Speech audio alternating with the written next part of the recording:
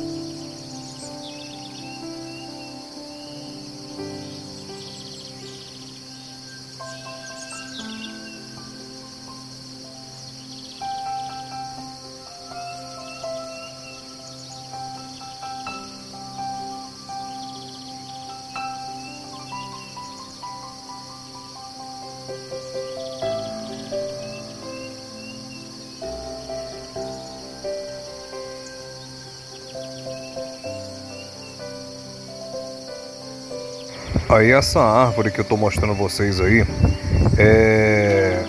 é um tipo de árvore que se chama camará, né? Eu acho que é camará que eles falam, né?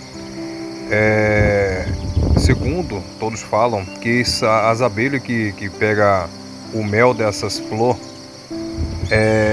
falar que é um dos melhores mel que tem. Agora eu não sei, é o que o povo fala muito, né?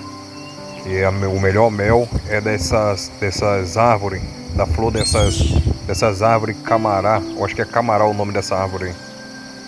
Aí fica aí na dúvida de vocês, que eu não sei se é isso mesmo. Só que aqui tem muito esse tipo de árvore, né? E tem muita abelha nelas, né?